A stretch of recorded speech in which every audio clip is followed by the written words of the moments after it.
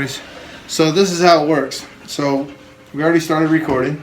Oh shit. And it's just that simple. Let's pull you over here a little bit so that thing isn't. Oh, you know what? That real quick. The door's shut. Loud. Yeah, that works good. All right, cool, man. So this is how it works. It's just like hanging with LAVS. I have to know you, and you could be on my show, man. I'm so pumped to have your ass. I'm just happy to see that you're still alive, bro. I'm gonna be honest with you. Like, it was touch and go there for a minute. Like we might find Ryan just dead somewhere downtown or something. I don't know. But I had no idea what your story was, and I didn't know. All I knew is that right before you left, it was Ryan Pills. And that was what you were, and you just accepted it, and that was it. Yeah. And that to me, like, I feel a little bit bad that I didn't just try to intervene, you know what I mean? But I don't know if it would even work. There was nothing that anyone could have done. Is that right? Yeah, it was, I was on a mission, trying to, like, so I was fighting depression a little bit and, like, other shit. And what were you depressed about, you think? Just, like, I don't know, normal shit, I guess, but I'm not depressed anymore, that's for sure. Yeah, like, you look great. You're so tell me, let's start from the beginning. You start from when you did a 180 over my wall off the first set. Like, that was some badass stuff. Like, that's next level. Bike rider. Yeah. Is who you were. So, what happened?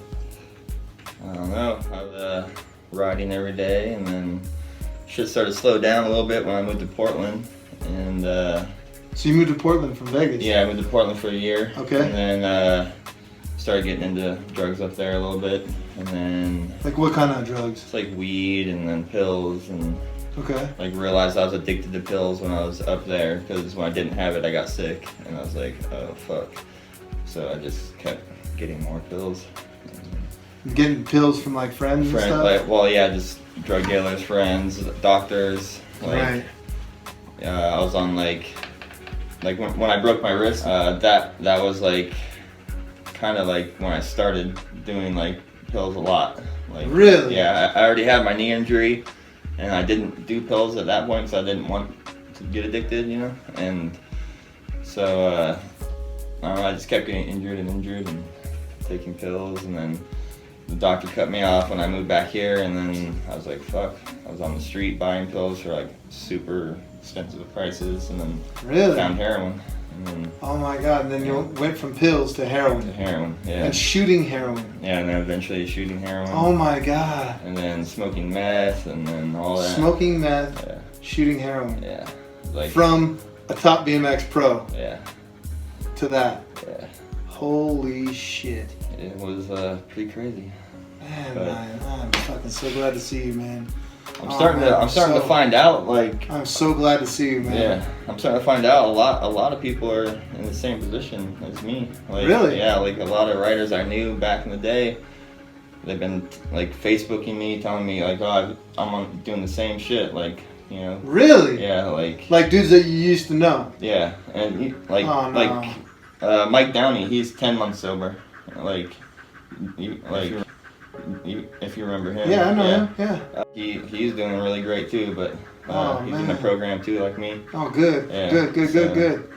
Yeah, so because I love all you guys, man. Yeah. Like I got nothing but love for you. Like when I heard that you were still alive and still around, it was like a ghost for me, man. I was like, oh, I love Ryan. Like, I want to see him. You know what I mean? Yeah. And when dudes are addicted to drugs and when they, have that mindset, it's dangerous. Very dangerous, yeah. I could have died at any point. Like, shooting up got really bad for me. I was getting abscesses all over my arm, and like my veins all collapsed, and so like I got bad scars like all over, like, from that shit. Yeah.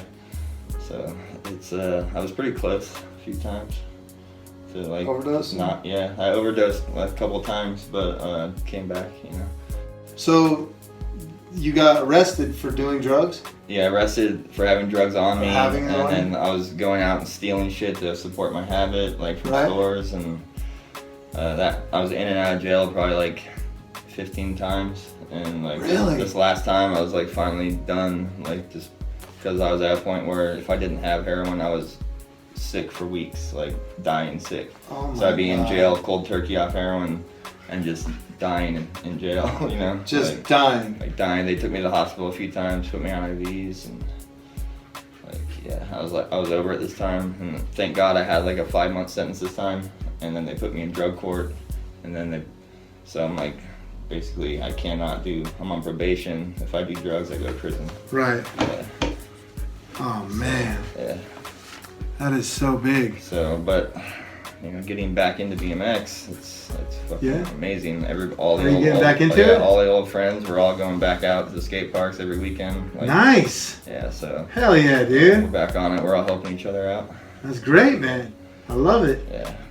And Good for you. It's coming back quick. You know? Good for you. Yeah, you ride a bike, bro. Yeah. You never forget how to ride a bike. And you were like one of the best that I've seen ride a bike. So appreciate that.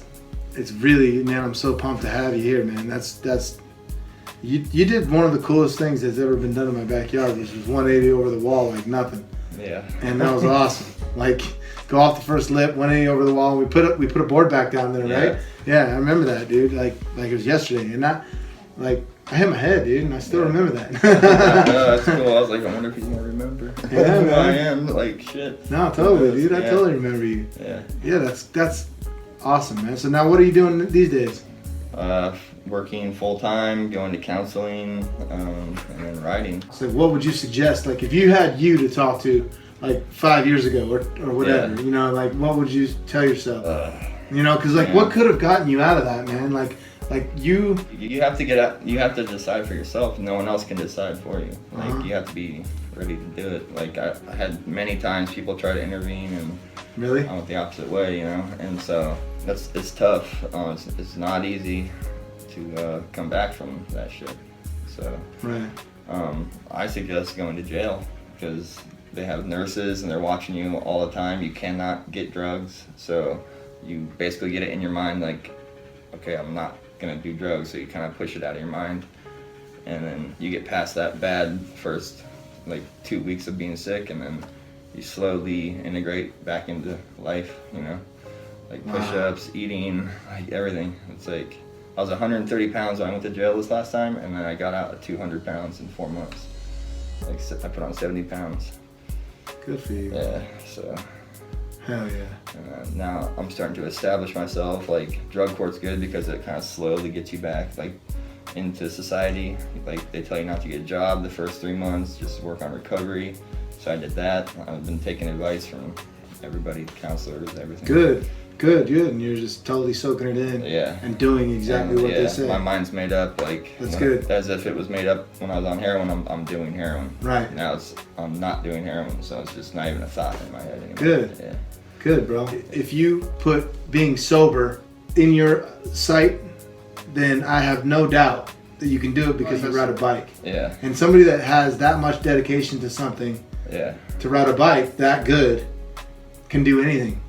Yeah, for sure. So you have that amount of focus and skill in this body. To do whatever you want to do. Yeah, I'm lucky to have like a hobby like BMX. Yeah. A job, like someone that gave me a job, like a bike rider gave me a job, so they work with my schedule with counseling. So. Dude, that's so cool. Where do you work? T. Nicholas Tile Company. Mm-hmm. So I'm in the warehouse doing a lot of lifting and shit all day. Cool. Yeah. That's awesome, man. So that gets you strong and just doing it. Yeah, they're paying me to work out. Got a schedule? Yeah, exactly. Yeah. It took my curfew away from probation. Once I had a full-time job, they take the curfew, so I can live a normal life, kind of. Yeah. Well, dude, I'm very proud of you, man. Yeah, thank you. Good job, dude. Thank you for coming here, man. I appreciate it. And like, people are gonna know, you know, like, because there's probably some people out there that are on the pills and they're like, I'll just take a little, I'll take a couple. Yeah. I know that stuff is real because it's that dangerous. And America is like pill land. Like how's your body now? Like you have any pains? Aches and pains? I still have my knee injury pain that's never gone away, and my wrist is a little bit fucked up, but I just push through it. You know? Yeah.